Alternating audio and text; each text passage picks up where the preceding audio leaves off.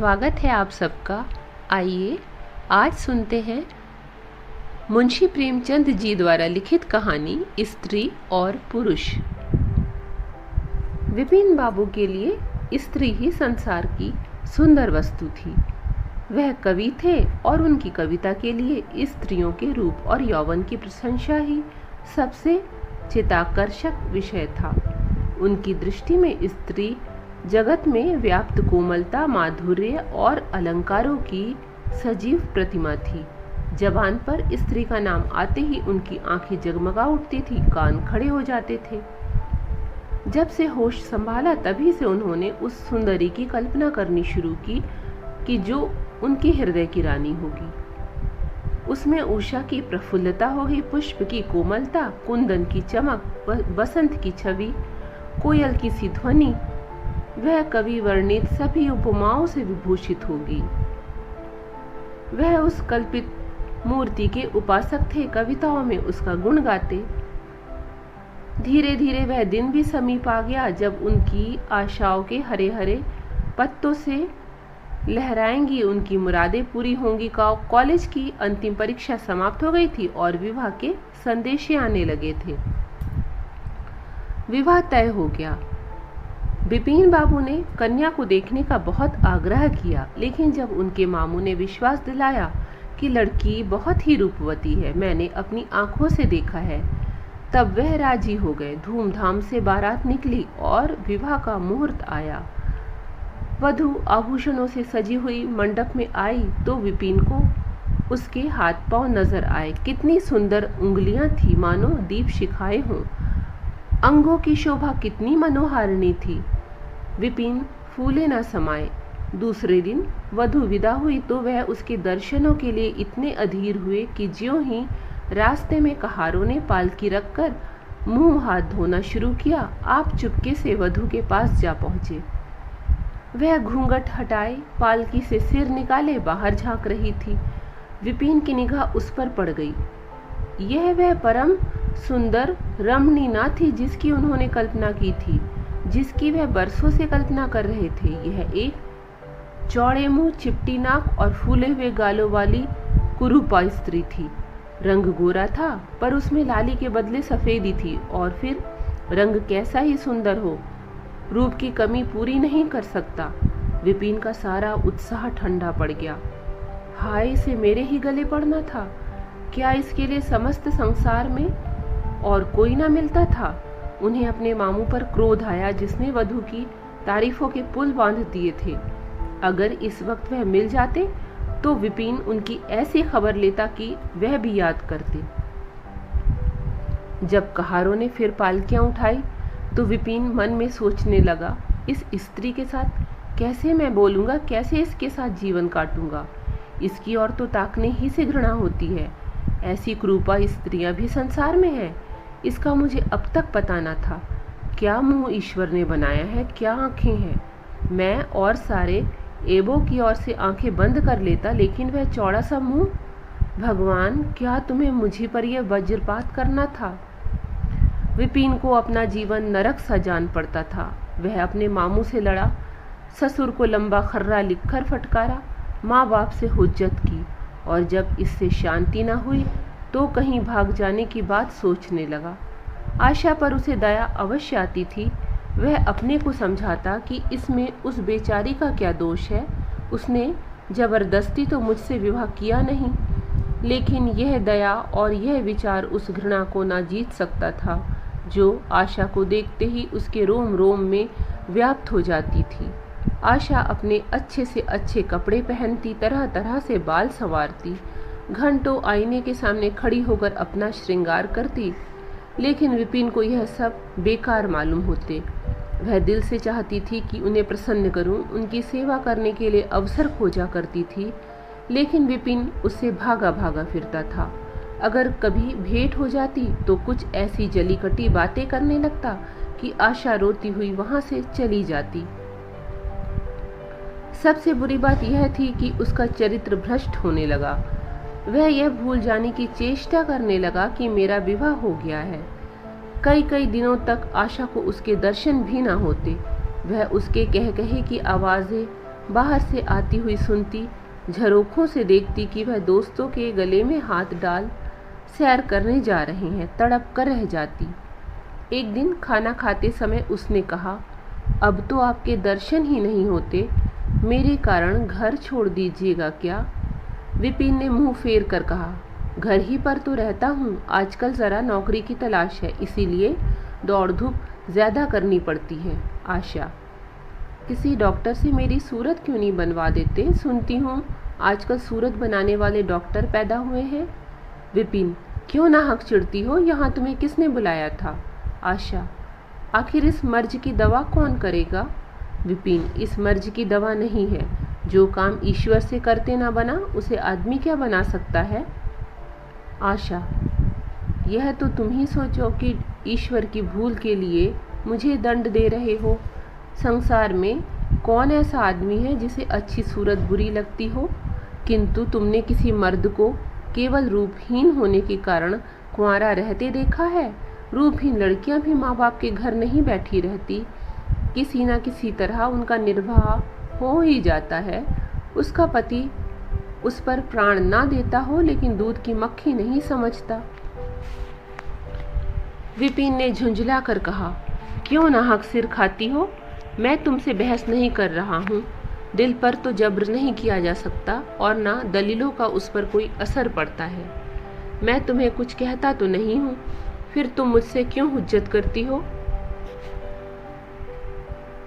आशा यह झिड़की सुनकर वहां से चली गई। उसे मालूम हो गया कि इन्होंने मेरी ओर से सदा के लिए हृदय कठोर कर लिया है। विपिन तो रोज सैर सपाटे करते, कभी कभी रात को गायब रहते। इधर आशा चिंता और निराशा से घुलते घुलते बीमार पड़ गई, लेकिन विपिन भूल कर भी उसे देखने न आता। सेवा करना तो दूर रहा, इतना ही नहीं वह दिल में मनाता था कि वह मर जाती तो गला छूटता, अब की खूब देखभाल कर अपनी पसंद का विवाह करता। अब वह और भी खुलकर खेला। पहले आशा से कुछ दबता था, कम से कम उसे यह धड़का लगा रहता था कि कहीं कोई मेरी चाल ढाल पर निगाह रखने वाला भी है। अब वह धड़का भी छूट गया। कुवासनाओं में ऐसा लिप्त हो गया कि मर्दाने कमरे में ही जमघटे होने लगे। लेकिन विषय भोग में धन ही का सर्वनाश नहीं होता, इससे कहीं अधिक बुद्धि और बल का सर्वनाश होता है। विपिन का चेहरा पीला होने लगा, देह भी क्षीण होने लगी, पसलियों की हड्डियां निकल आईं, आंखों के इर्द गिर्द गड्ढे पड़ गए। अब वह पहले से कहीं ज्यादा शोक करता, नित्य तेल लगाता, बाल बनवाता, कपड़े बदलता, किंतु मुख पर कांति ना थी। रंग रोगन से क्या हो सकता। एक दिन आशा बरामदे में चारपाई पर लेटी हुई थी। इधर हफ्तों से उसने विपिन को ना देखा था। उन्हें देखने की इच्छा हुई। उसे भय था कि वह सुन आएंगे, फिर भी वह मन को ना रोक सकी। विपिन को बुला भेजा। विपिन को भी उस पर कुछ दया आ गए। आकर सामने खड़े हो गए। आशा ने उनके मुंह की ओर देखा तो चौंक पड़ी। वह इतने दुर्बल हो गए थे कि पहचानना मुश्किल था। आशा बोली, तुम भी बीमार हो क्या? तुम तो मुझसे भी ज्यादा घुल गए हो। विपिन, जिंदगी में रखा ही क्या है जिसके लिए जीने की फिक्र करूं? आशा, जीने की फिक्र न करने से कोई इतना दुबला नहीं हो जाता। तुम अपनी कोई दवा क्यों नहीं करते? यह कहकर उसने विपिन का दाहिना हाथ पकड़कर अपनी चारपाई पर बिठा लिया। विपिन ने भी हाथ छुड़ाने की चेष्टा न की। उनके स्वभाव में इस समय एक विचित्र नम्रता थी जो आशा ने कभी न देखी थी। बातों से भी निराशा टपकती थी, अक्खड़पन या क्रोध की गंध भी न थी। आशा को ऐसा मालूम हुआ कि उनकी आंखों में आंसू भरे हुए हैं। विपिन चारपाई पर बैठते हुए बोले, मेरी दवा अब मौत करेगी। मैं तुम्हें जलाने के लिए नहीं कहता, ईश्वर जानता है मैं तुम्हें चोट नहीं पहुंचाना चाहता। मैं अब ज़्यादा दिनों तक ना जीऊँगा। मुझे किसी भयंकर रोग के लक्षण दिखाई दे रहे हैं। डॉक्टर ने भी वही कहा है। मुझे इसका खेद है कि मेरे हाथों तुम्हें कष्ट पहुंचा, पर क्षमा करना। कभी कभी बैठे बैठे मेरा दिल डूब जाता है, मूर्छा सी आ जाती है। यह कहते कहते एकाएक वह कांप उठे, सारी देह में सनसनी सी दौड़ गई। मूर्छित होकर चारपाई पर गिर पड़े और हाथ पैर पटकने लगे। मुंह से फेन निकलने लगा, सारी देह पसीने से तर हो गई। आशा का रोग हवा हो गया। वह महीनों से बिस्तर न छोड़ सकी थी, पर इस समय उसके शिथिल अंगों में विचित्र स्फूर्ति दौड़ गई।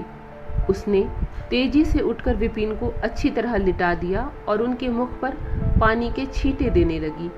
महरी भी दौड़ी आई और पंखा झलने लगी, पर भी विपिन ने आंखें न खोली। संध्या होते होते उनका मुंह टेढ़ा हो गया और बायां अंग सुन्न पड़ गया। हिलाना तो दूर रहा, मुंह से बात निकालना भी मुश्किल हो गया। यह मूर्छा न थी, फालिज था। फालिज के भयंकर रोग में रोगी की सेवा करना आसान काम नहीं है।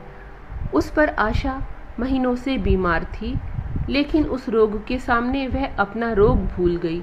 15 दिनों तक विपिन की हालत बहुत नाजुक रही। आशा दिन के दिन और रात की रात उनके पास बैठी रहती, उनके लिए पथ्य बनाना, उन्हें गोद में संभाल कर दवा पिलाना, उनकी ज़रा ज़रा से इशारों को समझना उसी जैसी धैर्यशाली स्त्री का काम था। अपना सिर दर्द से फटा रहता, ज्वर से देह तपा करती, पर इसकी उसे ज़रा भी परवाह न थी। 15 दिनों बाद विपिन की हालत कुछ संभली। उनका दाहिना पैर तो लुंज पड़ गया था, पर तोतली भाषा में कुछ बोलने लगे। सबसे बुरी गत उनके सुंदर मुख की हुई थी। वह इतना टेढ़ा हो गया था जैसे कोई रबर के खिलौने को खींच कर बढ़ा दे। बैटरी की मदद से ज़रा देर के लिए बैठे या खड़े तो हो जाते थे, लेकिन चलने फिरने की ताकत ना थी। एक दिन लेटे लेटे उन्हें क्या ख्याल आया, आईना उठाकर अपना मुंह देखने लगे। ऐसा कुरूप आदमी उन्होंने कभी ना देखा था। आहिस्ता से बोले, आशा, ईश्वर ने मुझे गरूर की सजा दे दी। वास्तव में मुझे यह उसी बुराई का बदला मिला है जो मैंने तुम्हारे साथ की। अब तुम अगर मेरा मुंह देखकर घृणा से मुंह फेर लो तो मुझसे उस दुर्व्यवहार का बदला लो जो मैंने तुम्हारे साथ किए हैं। आशा ने पति की ओर कोमल भाव से देखकर कहा, मैं तो आपको अब भी उसी निगाह से देखती हूँ, मुझे तो आप में कोई अंतर नहीं दिखाई देता। विपिन, वाह, बंदर का सा मुंह हो गया है और तुम कहती हो कोई अंतर ही नहीं है। मैं तो अब कभी बाहर ना निकलूंगा। ईश्वर ने मुझे सचमुच दंड दिया। बहुत यत्न किए गए, पर विपिन का मुंह सीधा ना हुआ। मुख का बायां भाग इतना टेढ़ा हो गया था कि चेहरा देखकर डर मालूम होता था। हाँ, पैरों में इतनी शक्ति आ गई कि अब वह चलने फिरने लगे। आशा ने पति की बीमारी में देवी की मनौती की थी। आज उसी की पूजा का उत्सव था। मोहल्ले की स्त्रियां बनाव सिंगार किए जमा थी। गाना बजाना हो रहा था। एक सहेली ने पूछा, क्यों आशा, अब तो तुम्हें उनका मुंह जरा भी अच्छा ना लगता होगा। आशा ने गंभीर होकर कहा, मुझे तो पहले से कहीं मुंह जरा भी अच्छा ना लगता होगा। मुझे तो और भी अब अच्छा लगता है। चलो, बातें बनाती हो? नहीं बहन, सच कहती हूँ, रूप के बदले मुझे उनकी आत्मा मिल गई है जो रूप से कहीं बढ़कर है। विपिन कमरे में बैठे हुए थे। कई मित्र जमा थे। ताश हो रहा था। कमरे में एक खिड़की थी जो आंगन में खुलती थी। इस वक्त वह बंद थी। एक मित्र ने उसे चुपके से खोल दिया और शीशे से झांककर विपिन से कहा, आज तो तुम्हारे यहाँ परियों का अच्छा झमघट है। विपिन बोले, अच्छा अजी, जरा देखो तो कैसी कैसी सूरतें हैं। तुम्हें इन सब में कौन सबसे अच्छी मालूम होती है? विपिन ने उड़ती हुई नज़रों से देखकर कहा, मुझे तो वही सबसे अच्छी मालूम होती है जो थाल में फूल रख रही है। वाह री आपकी निगाह, क्या सूरत के साथ तुम्हारी निगाह भी बिगड़ गई? मुझे तो वह सबसे बदसूरत मालूम होती है, इसीलिए कि तुम उसकी सूरत देखते हो और मैं उसकी आत्मा देखता हूँ। अच्छा, यही मिसेस विपिन है? जी हाँ, यह वही देवी है।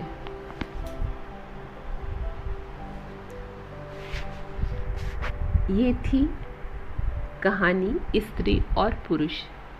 अगर प्रस्तुति पसंद आई हो तो लाइक कर दीजिएगा, चैनल पर नए हो तो सब्सक्राइब कर लीजिएगा। धन्यवाद।